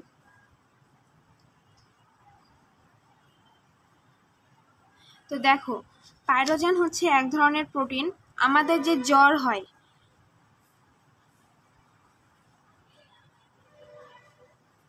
স্বপ্ননীল কোনটা আরেকবার বলবো? স্বপ্ননীল নেট প্রবলেম ছিল, বুঝি নাই।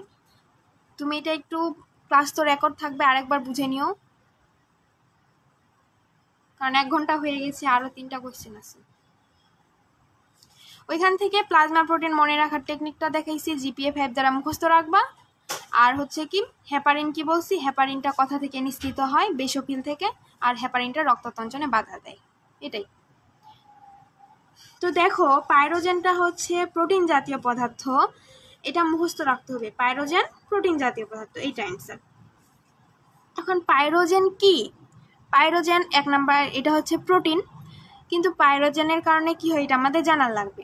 আমাদের যে জ্বর হয় না, এই জ্বরটা হচ্ছে কোনো রোগ না, ঠিক আছে? জ্বর কোনো রোগ না, শরীরের তাপমাত্রাটা কি, আমাদের শরীরে কিছু ব্যাকটেরিয়া আছে যেগুলো আমাদের কোনো ক্ষতি করে না, কিন্তু এর পরিমাণটা যখন খুব বেড়ে যায়, অথবা হচ্ছে মানে কি বলবো, মানে এটাকে নর্মাল ফ্লোরা বলা হয় ইয়ার ভাষায় আর কি, নার্সিংয়ে মেডিকেলের ভাষায় এটাকে নর্মাল ফ্লোরা বলা হয়, যেগুলো আমাদের শরীরে থাকে কিন্তু কোনো ক্ষতি করে না। এগুলার পরিমাণটা মনে করো তোমার শরীরের থেকে আরো বেশি বেড়ে গেল, তখন কি করবে? এরা হচ্ছে আগে তো চুপচাপ ছিল, তারপরে হচ্ছে এরা মানে তোমার শরীরে হচ্ছে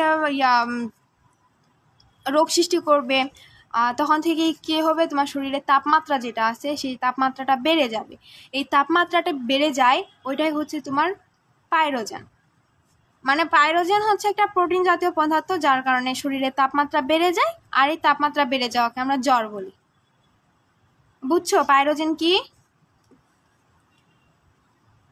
পাইরোজেন 1 নাম্বার, এটা প্রোটিন জাতীয় পদার্থ, আর এর কারণে আমাদের জ্বর হয়।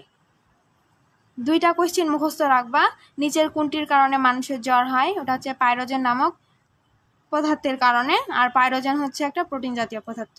এই 2টা কোয়েশ্চেন মুখস্থ রাখবা। আজকের ক্লাস কেমন লাগতেছে তোমাদের?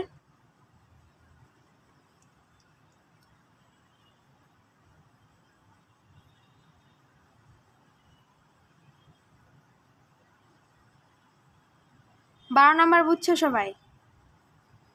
12 নাম্বার সবাই বুঝছো? আর ক্লাস কেমন লাগতেছে জানাও।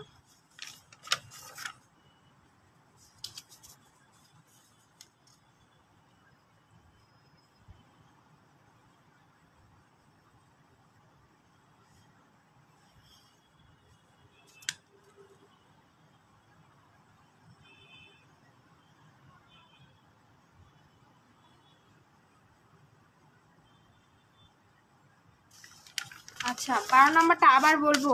12 নাম্বার থেকে তেমন কিছু বলি নাই। পাইরোজেন কি জাতীয় পদার্থ এটা মুখস্থ রাখবা, এটা হচ্ছে পাইরোজেন প্রোটিন জাতীয় পদার্থ, আর পাইরোজেনের কারণে কি হয়, পাইরোজেনের কারণে আমাদের জ্বর হয়, এটুকুই বলছি। এখন যাই 13 নাম্বারে, কঙ্কালতন্ত্রের সবচেয়ে বড় হাড় কোনটি? এটা যারা ডিপ্লোমা আসো তাদেরকেও জানার লাগবে, যারা মিডওয়াইফারি আসো তাদেরকেও জানার লাগবে, আর যারা তোমরা বিএসসি আসো তাদের জন্য তো মাস্ট। বলো, কমেন্ট করো, কঙ্কালতন্ত্রের সবচেয়ে বড় হাড় কোনটি? দ্রুত।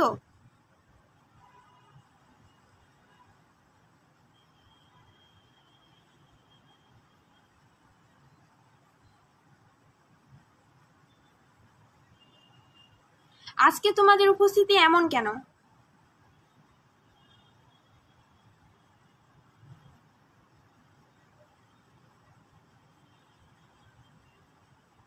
ভীমা,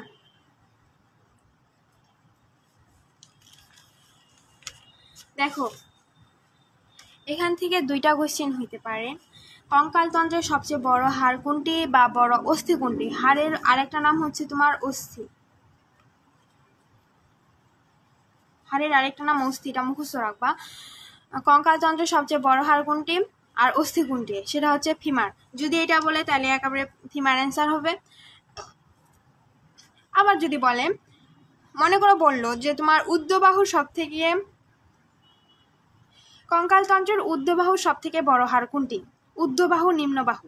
এখন ঊর্ধ্ববাহু নিম্নবাহু কোনটা? ঊর্ধ্ববাহু হচ্ছে তোমার হাত,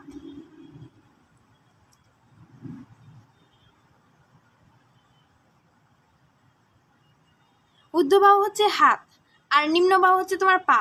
তো ঊর্ধ্ববাহু যদি বলে তাহলে কি ঊর্ধ্ববাহুর মধ্যে সব থেকে বড় হাড় হচ্ছে হিউমেরাস, আর ইয়ার মধ্যে ওই যে তোমার নিম্ন বাহুর মধ্যে সব থেকে বড় হাড় হচ্ছে ফিমার। নিম্ন বাহুর মধ্যে যদি বলে সব থেকে বড় হাড় কোনটি, তাহলে ফিমার হবে। এমনকি যদি বলে যে কঙ্কাল তন্ত্র সব থেকে বড় হাড় কোনটি, তাহলেও ফিমার অ্যান্সার হবে। বুঝা গেছে? অথবা যদি বলে মানব দেহের সব থেকে বড় অস্থি কোনটি, তাহলেও ফিমার হবে। বুঝছো? এখন এখান থেকে আরেকটা কোয়েশ্চেন দেখা যায়, বলে যে নিচের কোনটি ঊর্ধ্ববাহুর অস্থি? ফিমার কোনটা আপু? জাহেদুল ইসলাম বাবু। তোমার হাঁটু থেকে ইয়া থেকে আর কি, হাঁটুর উপরে যে হাড়টা আছে, হাঁটুর উপরের যে হাড়টা সেটাই হচ্ছে তোমার ফিমার। হাঁটুর উপরের মোটা যে হাড়টা সেটা হচ্ছে ফিমার। হাঁটু থেকে কোমর পর্যন্ত, কোমর থেকে হাঁটু পর্যন্ত, ওইটা হলো ফিমার। এরপরে দেখো কি বলতে চাইলাম, যে বলে নিচের কোনটি নিম্নবাহুর অস্থি অথবা কোনটা ঊর্ধ্ববাহুর অস্থি। তো তোমাদের ঊর্ধ্ববাহুর অস্থিগুলো আর নিম্নবাহুর অস্থিগুলো মুখস্থ রাখা লাগবে। ঊর্ধ্ববাহুর অস্থি হচ্ছে হিউমেরাস, রেডিয়াস, আলনা। আপাতত 3টা মুখস্থ রাখো। পরবর্তীতে যদি আমি আবার ক্লাস নেই তাহলে হাড়গুলা কিভাবে মুখস্থ রাখতে হয় সেটার টেকনিক আমি শিখাই দিব। 206টা হাড় কিভাবে মুখস্থ রাখবা, 206টা হাড় মানে মুখস্থ রাখা মেডিকেলের জন্য ফরজ, কিন্তু নার্সিংয়ের জন্য, বিএসসির জন্য লাগবে, বিএসসির জন্য লাগবে, ডিপ্লোমার জন্য খুব একটা লাগবে না, তাও কয়েকটা হাড় মুখস্থ রাখার লাগবে আর কি। তো দেখো কঙ্কালতন্ত্রের সবচেয়ে বড় হাড় কোনটি? এখানে তোমার যদি বলে নিচের কোনটি ঊর্ধ্ববাহুর হাড় কিংবা নিচের কোনটি নিম্নবাহুর হাড়, তোমরা মুখস্থ রাখবা হিউমেরাস, রেডিয়াস, আলনা। এই 3টা হচ্ছে ঊর্ধ্ববাহুর। আর ফিমার, টিবিয়া, ফিবুলা, এগুলা হচ্ছে তোমার এই 3টা। 2 নম্বরের যে লিখছি না, এই 3টা হচ্ছে নিম্নবাহুর হাড় বা নিম্নবাহুর অস্থি। এই 3টা হলো নিম্নবাহুর অস্থি। আর এই যে এই 3টা আছে, এই 3টা হচ্ছে তোমার ঊর্ধ্ববাহুর অস্থি। ঊর্ধ্ববাহুর অস্থি, এটা মুখস্থ রাখবা।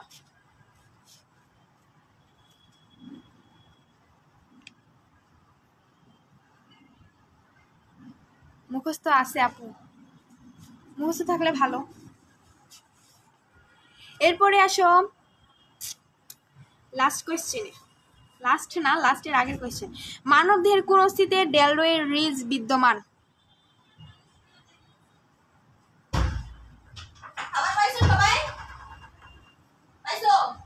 হ্যাঁ পাইছি।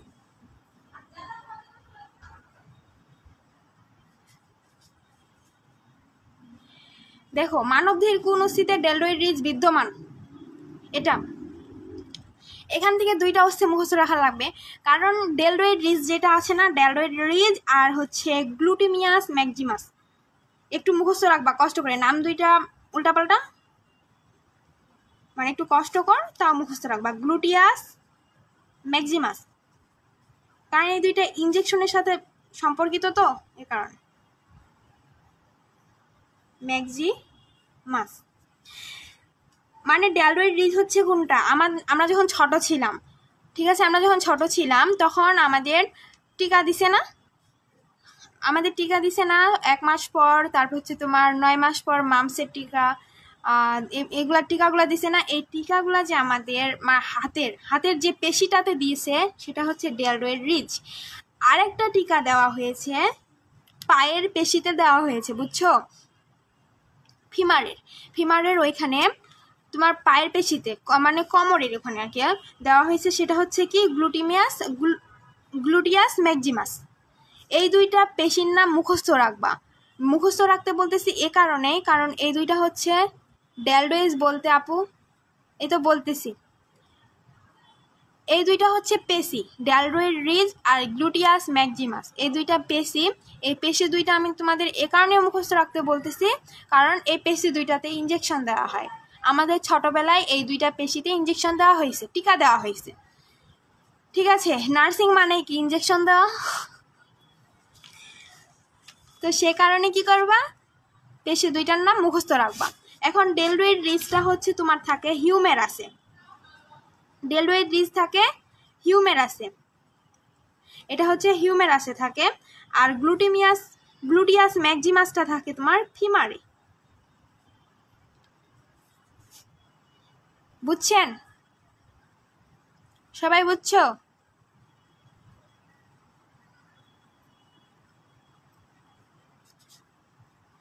আমি যা বুঝাইছি তা বুঝছো সবাই? 14 নাম্বার।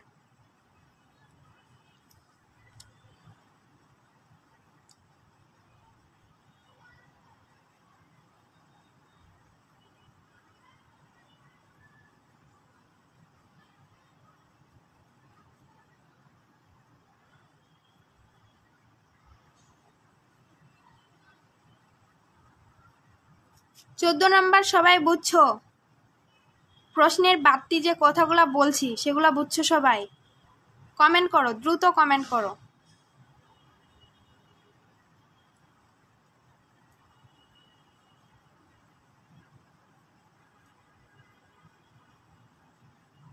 আমার ক্লাসে সবাই লাভ রিয়েক্ট দিবা, একটা রিয়েক্ট দিবা। আপু এগুলা মনে রাখি কিভাবে? আচ্ছা, এখন এই দুইটা মুখস্থ রাখো, দুইটা নাম কষ্ট করে মুখস্থ রাখো। পরবর্তীতে আমি যদি মানে ইয়ার ক্লাস নেই, অস্থির ক্লাস নেই, তাহলে তখন তোমাদের আমি এগুলো মনে রাখার ছন্দ দিব, টেকনিক দিব। বারবার পড়লে মুখস্থ থাকবে। 206টা হাড়ের নাম তো তোমার একই দিনে মুখস্থ থাকবে না, এটা বারবার পড়ার লাগবে। আমি এই 206টা হাড়ের নাম কিভাবে মুখস্থ রাখছি জানো?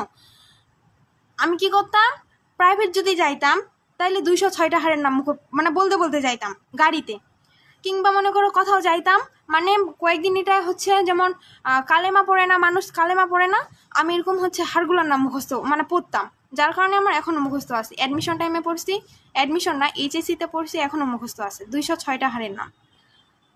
206টা হাড়ের নাম তো তোমাদের মুখস্থ করতেই হবে। যদি নার্সিংয়ে চান্স পাও তাহলে প্রথমে তো তোমাদের ওইটাই পড়তে হবে। আর একবার একটু বলেন, নেট প্রবলেমের কারণে বুঝতে পারি নাই।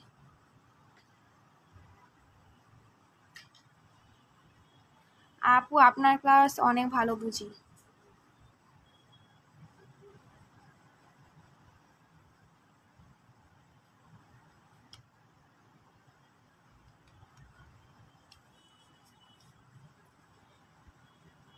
আমি কি বলছি, মানবদেহের কোন অস্থিতে ডেলটয়েড রিজ বিদ্যমান?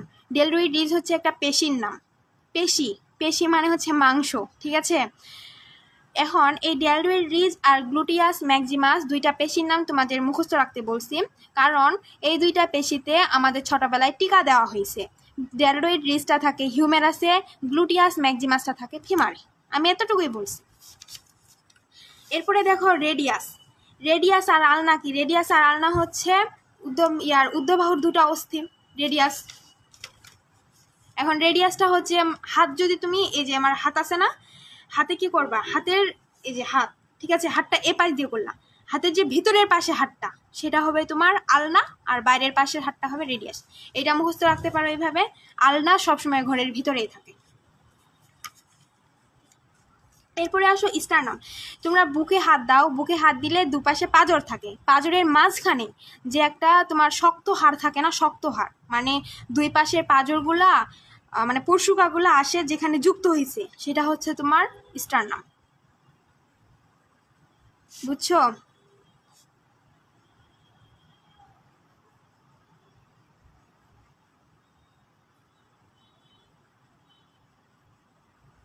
আর কে সিহাব, আমার কমেন্ট যাচ্ছে বাট ইগনোর করছে আপু। হয়তো তুমি কমেন্টটা তখন করছো ভাইয়া, আমি করতেছিলাম, পড়াচ্ছিলাম, যার কারণে দেখতে পাই নাই। আমি পরে দেখি, ক্লাসের পরে তোমাদের সবার কমেন্ট দেখি কে কি কমেন্ট করছো। আর কালকে কে জানি একটা কমেন্ট করছিলা, ওই যে কি পড়াইলাম জানি আমি, আলফা কোষ থেকে, হ্যাঁ, হাইড্রোক্লোরিক অ্যাসিড, আমি কালকে বলছিলাম না, হাইড্রোক্লোরিক অ্যাসিড নিঃসৃত হয় কথা থেকে, পাকস্থলীর প্যারাইটাল কোষ থেকে। এই প্যারাইটাল কোষের অপর নাম হচ্ছে অক্সিনটিক কোষ। ওইখানে কে জানি কমেন্ট করছো, আমি কমেন্ট আর দেখতে পাই নাই, আমি ডাটা অন করছি, ডাটা অন করার কারণে হচ্ছে আমার মানে ওইটা আসছে, কিন্তু কথাই বলছে গ্রুপে নাকি হচ্ছে তোমার ইয়াতে ফেসবুকে বলছে, এটা আমি জানি না। ওই বলছে যে আলফা কোষ থেকে হাইড্রোক্লোরিক অ্যাসিড নিঃসৃত হয়। যে বলছো তাকে বলি, মানে ওর উদ্দেশ্য সবাই শুনে নাও, আলফা কোষ থেকে হাইড্রোক্লোরিক অ্যাসিড নিঃসৃত হয় না, আলফা কোষ থেকে গ্লুকাগন নামক হরমোন নিঃসৃত হয়। ঠিক আছে, আলফা কোষ থেকে গ্লুকাগন নামক হরমোন নিঃসৃত হয়। হাইড্রোক্লোরিক অ্যাসিডটা নিঃসৃত হয় পাকস্থলীর প্যারাইটাল কোষ থেকে, আর এই প্যারাইটাল কোষের অপর নাম হচ্ছে অক্সিনটিক কোষ। আশা করি সবাইকে বুঝাইতে পারছি। আর কে সিহাব, তুমি কি কমেন্ট করছিলা যেটা আমি দেখি নাই? আমি তো জানি না, পড়াচ্ছিলাম মনে হয় তখন কমেন্ট করছো। 14 নাম্বার কি সবাই বুঝছো? 14 নাম্বার বুঝলে 15 নাম্বারে আসো, এটা অনেক ইম্পর্টেন্ট, প্রতিবার মানে পরীক্ষায় আসে। তোমরা যদি এখান থেকে অ্যান্টিবডির নামগুলো এগুলো মুখস্থ রাখো, বা কোন অ্যান্টিবডি কোথায় পাওয়া যায়, একটা কোয়েশ্চেন এখান থেকে কমন রাখো, মানে কমন 15 নাম্বারটা আমি যেভাবে বুঝাবো, যদি সবাই বুঝো, মনোযোগ সহকারে যদি সবাই বুঝো, একটা কোয়েশ্চেন এখান থেকে কমন পাবা। সব সময় আসে, প্রত্যেক ইয়ারে, হয় মিডওয়াইফারি, নয় ডিপ্লোমা, নয় হচ্ছে বিএসসি। এবার বিএসসিতেও আসছে, ডিপ্লোমাতেও আসছে। এখন দেখো এখানে কি বলছে, কোন অ্যান্টিবডি মায়ের শাল দুধে পাওয়া যায়? কোন অ্যান্টিবডি মায়ের শাল দুধে পাওয়া যায়? এখন আগে বলি অ্যান্টিবডি কি।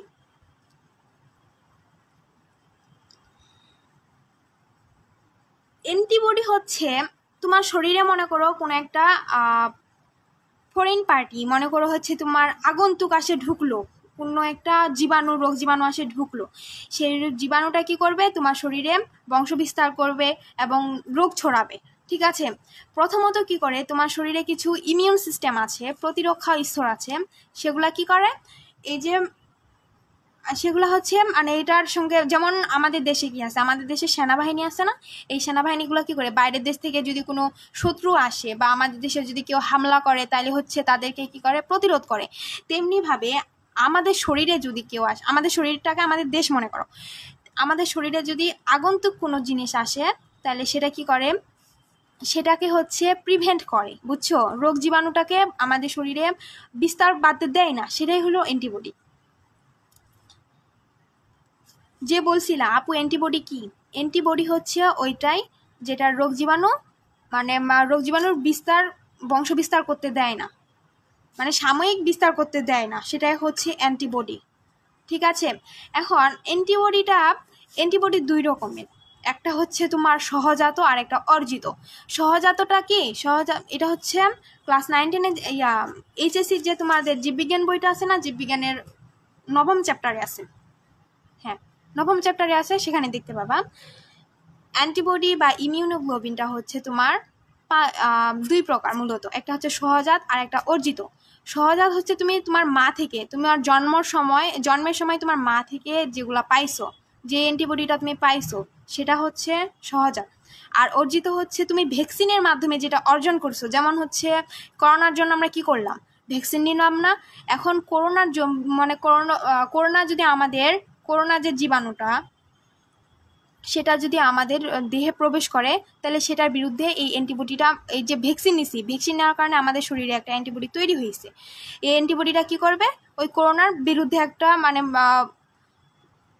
করোনাটা প্রতিরোধ করবে, বুঝছো? তো এই করোনাটা যে প্রতিরোধ করলো, এটা কিন্তু আমরা আমাদের মা থেকে পাই নাই, এটা কি ভ্যাকসিনের মাধ্যমে পাইলাম না, এ কারণে এটা হচ্ছে তোমার অর্জিত। আর যেটা আমরা মা থেকে পাইছি, মনে করো যেমন আমরা কি বলে, একটা শিশু জন্মের সাথে সাথে হচ্ছে শাল দুধ খাওয়ানোর লাগবে, সেই শাল দুধটা আমাদের জন্য অনেক ইম্পর্টেন্ট, সেখান থেকে আমরা অ্যান্টিবডি পাই, সেটা হচ্ছে সহজাত। মানে মায়ের কাছ থেকে যেটা আমরা পাই সেটা হচ্ছে সহজাত, আর ভ্যাকসিন থেকে কিংবা কোনো ওষুধ থেকে যেটা পাই সেটা হচ্ছে তোমার অর্জিত। এখন আমরা দেখব আমাদের শরীরে কি কি অ্যান্টিবডি আছে। আমাদের শরীরে অ্যান্টিবডি আছে মোট 5টা। একটা হচ্ছে আইজিজি, আইজিএ, আইজিএম, আইজিই, আইজিডি। এটা মুখস্থ রাখবা তোমরা গেম দ্বারা, GAMED, গেমড দ্বারা মুখস্থ রাখবা।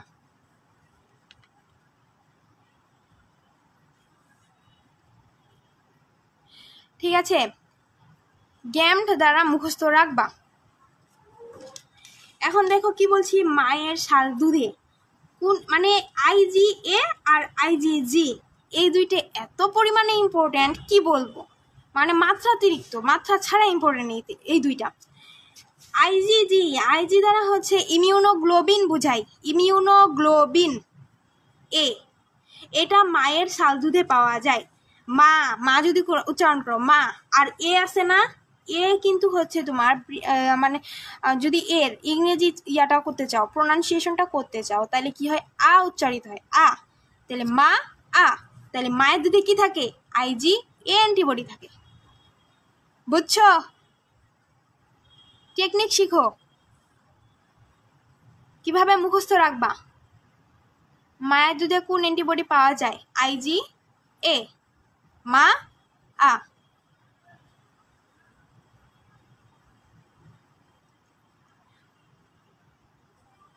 এরপরে আসি IgG।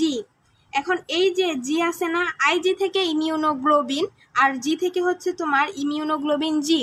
তোমাকে বলে ইমিউনোগ্লোবিন জিটা কোথায় পাওয়া যায়, সেটা হচ্ছে প্লাসেন্টা। প্লাসেন্টা মানে কি, অমরা। একটা অমরাটা হচ্ছে কি, আমরা যখন মায়ের পেটে থাকি তখন কি হয়, মায়ের পেটে যখন থাকি তার মানে বাচ্চার উপরে, ঠিক আছে, বাচ্চার উপরে যে পাতলা একটা পর্দা, মানে যেটার ভিতরে আর কি বাচ্চাটা থাকে, সেটাই হচ্ছে তোমার অমরা, সহজ কথায়। সেই অমরের ইংরেজি হচ্ছে প্লাসেন্টা। এখন মায়ের গর্ভে থাকে, ঠিক আছে, মায়ের গর্ভে থাকে তোমার প্লাসেন্টা। গর্ভ মানে জি থেকে মনে করো গর্ভাশয়ের ইংরেজি তো তোমার আলাদা, ঠিক আছে।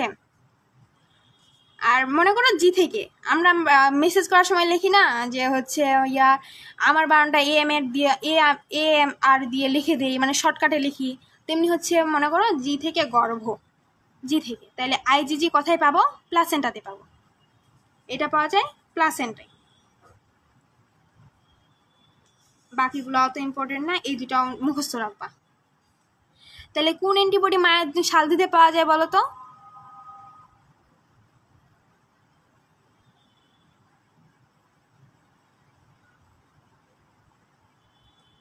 কমেন্ট করো সবাই, মায়ের শাল দুধে কোন অ্যান্টিবডি পাওয়া যায় আর প্লাসেন্টায় কোন অ্যান্টিবডি পাওয়া যায়। এইভাবে লিখবা, মায়ের শাল দুধে এই অ্যান্টিবডি পাওয়া যায় আর প্লাসেন্টায় এই অ্যান্টিবডি পাওয়া যায়। দ্রুত কমেন্ট করো।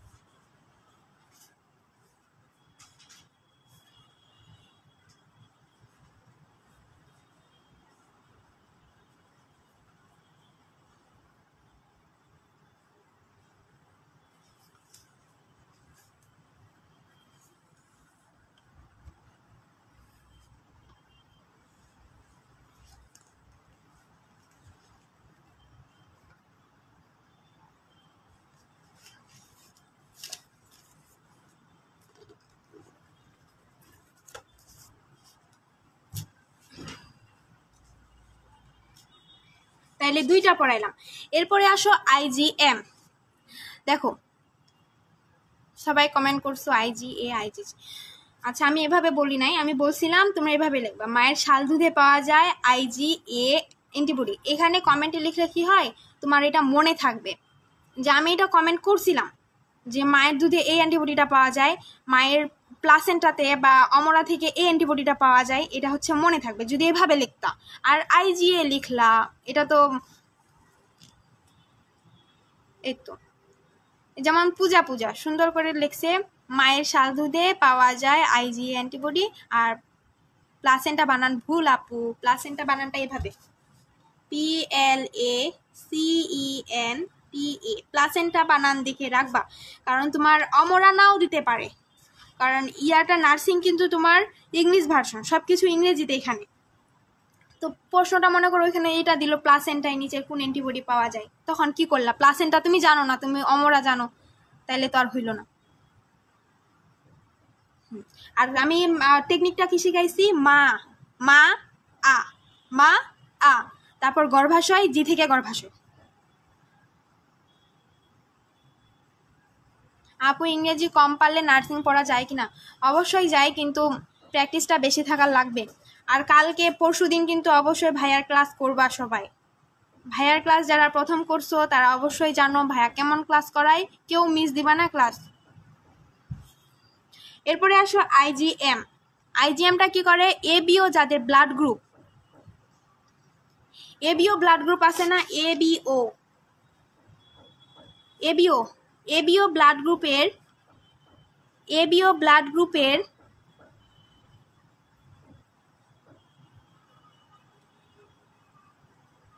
আচ্ছা, এবিও ব্লাড গ্রুপের রক্তকণিকা, শুনো, এবিও ব্লাড গ্রুপের রক্তকণিকায় যে অ্যান্টিবডিটা পাওয়া যায়, এবিও ব্লাড গ্রুপের রক্তকণিকায় যে অ্যান্টিবডিটা পাওয়া যায় সেটা হচ্ছে আইজিএম। তাইলে এটা পাওয়া যায় শাল দুধে, এটা পাওয়া যায় অমরাতে, আর এটা পাওয়া যায় এবিও ব্লাড গ্রুপের, আমাদের ব্লাড গ্রুপে যেটা আছে এটা হচ্ছে তোমার অ্যান্টিজেন। সুরভি আক্তার রুবু বলে কয়টায় ক্লাস শুরু হয়? 7টার দিকে ক্লাস শুরু হয়। আর ভাইয়ার যে ক্লাসটা, ভাইয়ার ক্লাস শুরু হবে হচ্ছে তোমার পরশুদিন রাত 8টায়। গ্রুপে চোখ রাখবা, গ্রুপে জানাই দেওয়া হবে। এবিও ব্লাড গ্রুপের অ্যান্টিবডিতে, আমাদের রক্তে কিন্তু অ্যান্টিবডি আর অ্যান্টিজেন থাকে, তেমনি এবিও ব্লাড গ্রুপের অ্যান্টিবডিতে পাওয়া যায়। কোনটা? আইজিএম। এবার আসি আইজিই। আইজিইটা হচ্ছে দুর্লভ, মানে এটা পাওয়া যায় না, এক কথায় এটা পাওয়া যায় না, দুর্লভ। এটা হচ্ছে কি লিখতেছি, দুর্লভ ইমিউনোগ্লোবিন, দুর্লভ আইজি দ্বারা বুঝে নিবা ইমিউনোগ্লোবিন, ঠিক আছে? আইজিটা হচ্ছে দুর্লভ ইমিউনোগ্লোবিন। এরপরে আসি আইজিডি। এখন আইজিডিটা কি?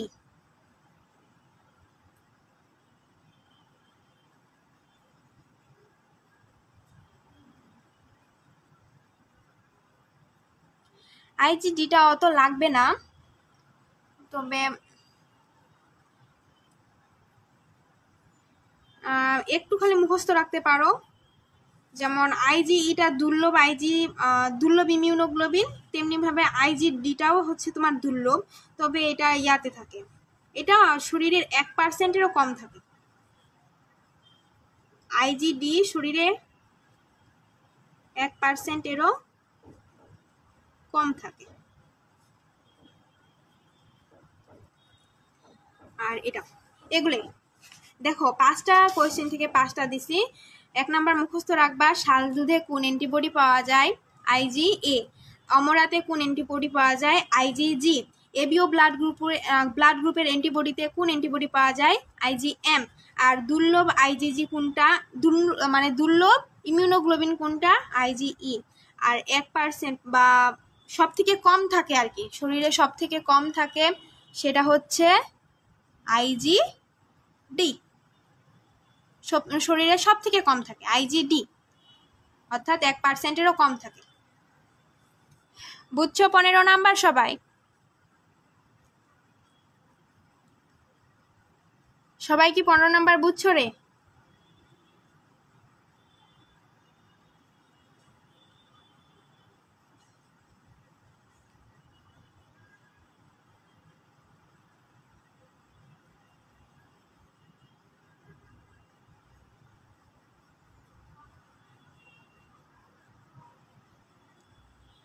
কমেন্ট করতে বলি যখন তখন তাড়াতাড়ি কমেন্ট করে না, এত রাগ লাগে।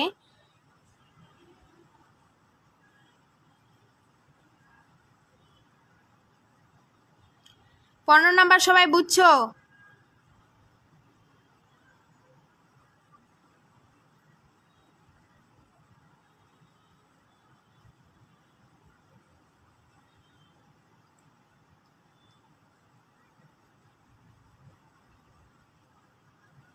কিউট হুজুরানি।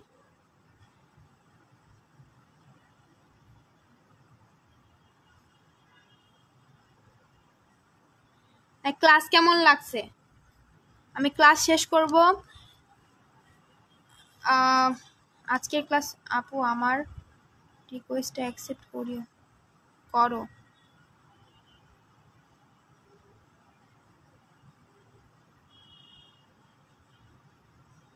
বুঝছি। দেখো ক্লাস কেমন লাগছে আর ক্লাসের নোট অবশ্যই তোমরা গ্রুপে পোস্ট করবা। আর আমাদের পেইড কোর্সে ভর্তি শুরু হয়েছে, যদি তোমরা কেউ এনরোল করতে চাও তাহলে হচ্ছে ইয়াতে আমাদের পেজে নিউটন বিডি পেজে মেসেজ দিবা, আর সেখান থেকে হচ্ছে তোমাদের এনরোল। আর গ্রুপের ক্লাসের নোট গ্রুপে পোস্ট করবা অবশ্যই। ভালো থেকো সবাই। পরশুদিন ভাইয়া ক্লাস নিবে রাত 8টায়, সবাই ক্লাসে থেকো। ধন্যবাদ সবাইকে। আসসালামু আলাইকুম।